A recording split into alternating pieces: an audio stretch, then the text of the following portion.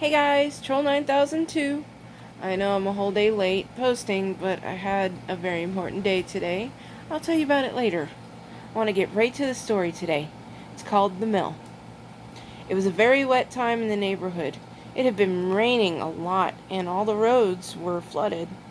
Macy was driving to work. It wasn't raining at the moment, but as Macy went slowly through a puddle that covered the entire road, it was a little deeper on the other side of the road than it was on her side. Either way, her car only 8-inch clearance from the ground. She couldn't drown her car.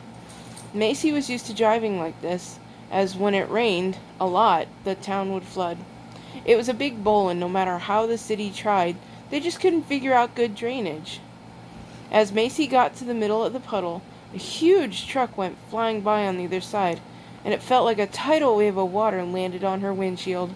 Now, it used to be that when stuff like that happened, she would duck and not think of turning the wipers on right away. Yes, I used to do that too. This time she had the brains to just turn the wipers on. And I guess between the temperature of the water and the stuff that had been added to and was floating in the water, it totally cleared everything off her windshield. It was amazing. She could actually see through it. Macy was not one of those people who would religiously wash her car. She would only do it when it was really horrible and she couldn't see. She was to that point, but now she could see. All the bug guts and all the debris of the season already passed. She could see right through her windshield. That meant she wouldn't have to wash her windshield for a little while longer, probably a couple more seasons. The water was an answer to the bug guts' prayer. Macy was in between jobs with school out and her regular job at the mill on hold because the river was high and it was not safe for her to work her station because it was currently underwater. Macy had to find some way to make some money. She didn't need a huge amount, just enough to cover food, gas, and other regular everyday bills. Macy also supported her parents as they were too old to work. Her thought behind this was, they spent their lives supporting her and taking care of her. Why not do the same for them? They weren't rich, but they did live comfortably. After thinking a while and staring at her windshield, Macy did the only thing she could think of to make money. If that puddle water cleared her windshield like that, could it do it to other cars?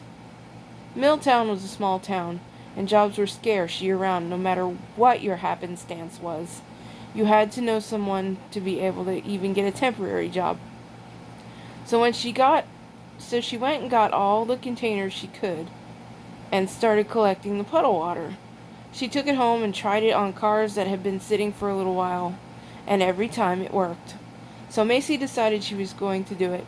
She was going to sell puddle water and call it windshield elixir. It was going to be a fly-by-night, make-money job, but it should be enough for her to get what she needed until she could get back to work.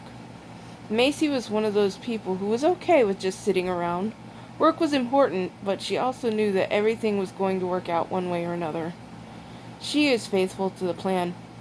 If she didn't have to do anything, then she wouldn't do it. 'Cause to go out would cost money, and she wasn't a penny pincher, but she was tight with her money. Working for the mill that would lay you off due to water levels at any moment, you had to be that way. Macy had always wanted to go out in the woods camping with a friend, like her sister and brother used to do when they were kids, with their friends. Ooh.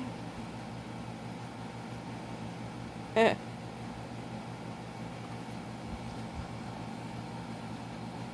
But she didn't have friends of her own.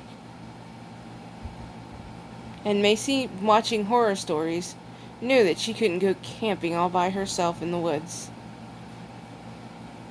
But she had all the equipment for it, in case it ever happened. So she grabbed the first up and headed to the scene of the puddle. In case she ran out of elixir, she could get more. She sat around almost the whole day with no customers. Macy spent the day singing and staring at the landscape around her, wondering what was in that puddle that made it work better than the stuff in the auto store. Just when she was about to give up, a woman with a horrible windshield like Macy's pulled up and got out, and they started talking about how hard it was to get the bugs off the glass. Macy did a little test trial for the woman, who was immediately sold on the product. Then it came to name a price time. That was one part Macy had not thought about. So they haggled and quibbled, because the woman didn't want to short Macy, and Macy didn't want to overcharge. After a few minutes, it was decided $6 per gallon. The woman handed Macy a 10 and told her to keep the change, even though Macy was offering $4 back in change. So it was done. Macy made her first profit. It was 100% profit, too. After Macy decided to invest a little more in her bottles, and she got labels and made them look a little more professional, Macy's windshield elixir, a godsend for windshields. That was on the bottle after all. If the nice lady did like she said she was, and she was going to brag around town about the elixir, then Macy could expect a few more customers, right? And so Macy spent a couple more hours in her selling spot to see if anyone else wanted to know about what she was selling. As it happens, one more woman showed up and asked her what she was selling. Windshield elixir. Oh yeah, and what's that do? It takes the bugs and guts off your windshield with one swipe of the wipers. No way, scoffed the woman. My husband says he's the only one that can get bugs off the windshield, and your wash is just a scam. Macy had expected skeptics, as with all roadside stands these days, one had to be careful about what they were buying. So, as she did with the first customer before, Macy took a bottle and went over to the woman's car, whose windshield wasn't as bad as the first lady's, but it had a big Junebug splat in the middle of it that had been baking in the sun. She sprayed it on the splat and told the woman to hit her wipers. Sure enough, in an instant, the bug guts were gone. Well, I'll tell you, the woman. How much? Macy said $6 per gallon. The woman handed her a 10, told her to keep the change, as again Macy tried to give her $4 back in change. So for the first day, Macy made $20, which was a $15 profit. She spent $5 on the bottles and labels from Dollar Tree, and already having labels, this could work. She started to pack up her shelter and locked her lockbox in the car. And as she was packing up, this car came speeding up and came to a screeching stop just feet from Macy. An angry man got out of his car and started chewing on Macy about her product and how it was junk, and his wife paid $10 for a gallon, and that was too much, and he really let into her, and Macy just stood there and took it. That's what she did. She just took it. And she offered the man back $4 straight out of the money case. As the man snatched the money from Macy, he also took her cash box and told her that was the consequence for scamming people in his town. Him taking her cash box would teach her. Macy stood her ground and didn't fight back. It was what it was. And so Macy went home defeated that evening, and she figures she'd never see the man again. And she prayed for him and his family. She was out the next day selling more elixir, but this time she had a friend out there with her just in case the man came back for more money. Macy stared at the water and wondered what was in the water that made it better than the stuff in the store. She swore to herself all the time if she ever got back to work at the mill, before the puddle dried up, she would send it out for testing. But she needed a paycheck from the mill to do that. Speaking of the mill, all Macy needed to go back to work was to get a call and her schedule given to her. And it was a week later the water finally went down in the river, and her station was uncovered and she could go back to work. She just had to wait for the call from the supervisor. Sad thing was, while they were off, her current supervisor had passed away from natural causes. Macy was okay where she was. They did offer her the job, but she didn't want the job because she was happy where she was. So they filled the position as soon as she heard the voice on the other line. She knew that voice was the man who stole her cash box, telling her what her schedule was. That was her new supervisor. She disguised her voice so he wouldn't recognize it, and her schedule was all messed up. And she called the supervisor back to see if he would fix it the way it used to be. The guy was totally cooperative with her, and then it was her first day back. There was a man in the station next to Macy, but the regular man didn't come back because this time he had to get another job. He had a big family and he needed the money and couldn't wait for the call. The new guy's name was Evan. Evan was annoyed by the sound effects Macy would make while she was doing her job. There was a proper boop and a bop for every movement, but Evan found that annoying and kept complaining about it. Enough so that the supervisor had to come down and take care of the problem. Macy knew that would eventually happen. She would have to meet with the man that was her supervisor, same guy that stole her cash box. And as soon as he saw her, he remembered who she was, where he knew her from, and how her elixir made his wife not need him anymore for the car.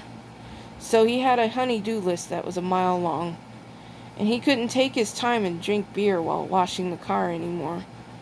He decided he was going to be spiteful and hateful towards Macy, and he sided with Evan and even told Macy to stop making the noises. Reluctantly, Macy agreed, but then after the change was made, production in her station went down. She kept forgetting the order of the buttons to push. She had been taught to do it that way, and it worked for her. After months of being dogged and taunted by her fellow coworker and supervisor, Macy decided she was going to start fighting back. But not with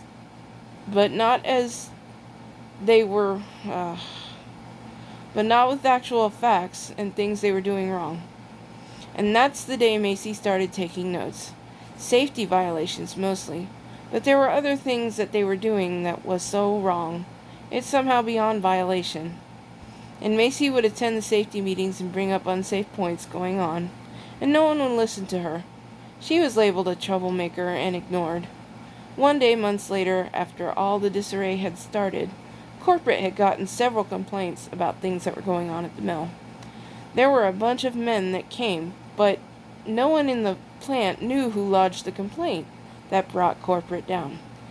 They toured the facility and attended the safety meeting that night where Macy, the troublemaker, did her usual thing, reporting all the violations that were going on. Corporate was not happy about that. After the meeting, they wanted to talk to Macy, so they clocked her in, and they sat and talked shop, and she told them everything going on. How it started, why production was down at her station. They listened, they made some choices, and in the end, they chose to fire Macy. The reason was unknown and it didn't make sense. However, the eldest of the corporate men told Macy if he could ever help her in any way to let him know. No one ever found out who actually lodged the complaint or sent it to corporate. It was okay. Macy had the elixir to sell until the puddle dried up. Good news was Macy was able to send off a sample to be tested.